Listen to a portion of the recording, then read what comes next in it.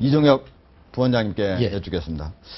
김무성 새누리당 대표하고 그리고 새정치민주연합 문희상 비상대책위원장이 오늘 오후 4시부터 20분간 바로 새누리당 당대표실에서 만났어요. 한 20분간 만났는데 보면은 김무성 대표가 평소에 존경하는 의회주의자다. 우리 문희상 비상대책위원장 아주 상당히 칭찬을 시작을 하니까 문희상 대책위원장도 자기가 야당 대표일 때 인사한 여당 대표는 대통령이 되더라. 예. 아마 그 박근혜 대통령 시절 그 얘기를 한 것 같아요. 박근혜 대통령 시절. 덕담을 아주 처음 시작부터 아주 잘 냈는데, 어때? 가장 큰 이제 관심사가 세월호 특별법이잖아요. 네.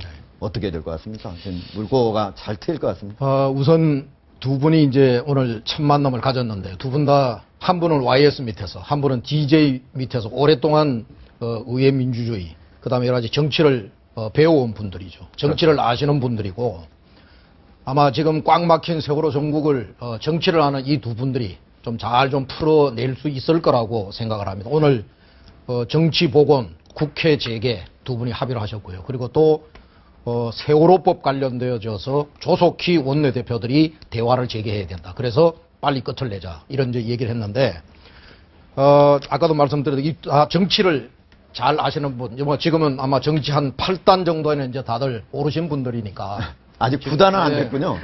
뭐 9단은 입신의 경제라 그러니까요. 예. 아직은 조금 더 좀 두고 보도록 하고요. 지금 꽉 막힌 전국, 국민들이 답답해하고 지금 대한민국이 지금 현재 지금 다 묶여져 있습니다. 이거를 조속히 풀어낼 수 있을 거라고 그렇게 저는 기대를 해봅니다. 예. 사실 정치의 대부분이 이미지이죠. 네. 그러니까 이 두 분께서 이렇게 회동을 했다는 것 자체가 국민들께 드리는 어떤 좋은 이미지, 정치에 대한 좀 긍정적인 이미지를 주고 있는 건 틀림이 없는데, 우리 앞에 현안이 있지 않습니까? 예. 그러니까 세월호 특보법 갖고 사실은 여야가 아주 오랜 기간 동안 공존한 상태에서 이루어진 거란 말이에요.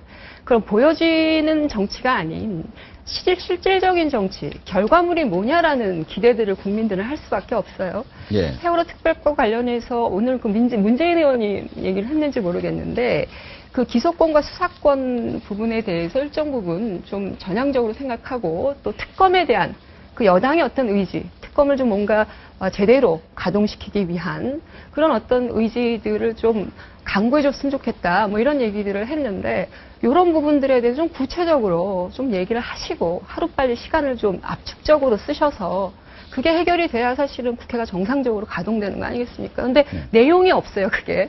원내대표 대화 재개한다. 그건 뭐 당연한 일이고요. 근데 무엇을 중심으로 대화를 재개할 것인가에 대한 서로 간의 협의가 좀 있었으면 좋겠다라는 바람이에요. 예. 네. 차근차근히 가야죠. 네. 그거는 어쨌든 지금 현재 보면은 여당도 그리고 야당도 모두 특별히 내놓은 건 없어요. 문희상 비상대책위원단도 보관이 있다. 이렇게 얘기를 했는데, 말씀하시고요. 네. 그 문희상 위원장의 보관, 어떤 걸 의미하는 겁니까? 보관이 먼저 이야기되면 그건 보관이 아니다. 이 말씀도 하셨어요. 아, 예. 주유와 국면이 만나서 적벽대전을 협의하는데 많은 말이 필요하진 않았습니다. 예. 손바닥에 불화자 딱 서로 쏘고 박수치고 끝났다는 거 아닙니까? 아, 그렇습니까? 저는 뭐 입신의 경지인 정치 구단은 아니지만 두 분이 다 한 번씩 정치가 무엇인지를 보여준 분들이세요. 특히나 네. 문희상 비대위원장이 이번에 비대위 구성한 걸 보면 우려하는 목소리도 많은데요.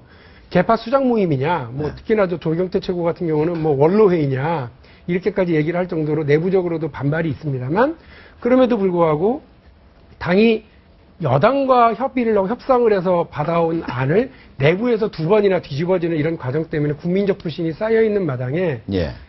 문희상 비대위원장은 이 당내 결속의 문제, 개파주의 척결에 대한 문제는 이 안에서 확실하게 얘기하겠다라고 하는 의지가 분명히 보이는 거거든요. 그래서 저는 이 두 분이 또 김무성 그 대표 같은 경우도 지난번 철도 파업 때 보여줬던 이른바 그 정치에 대한 일정한 그 정치의 맛이 뭔지를 보여줬던 그런 적이 있기 때문에, 결단을 보여준 적이 있기 때문에 예. 이 두 분이 모여서 긴 말씀 필요로 하지는 않을 것 같다. 다만 그 경로를 원내대표를, 이게 법안을 만드는 과정이니까 원내대표들을 축으로 해서 협상을 가져가야 된다라고 하는 점.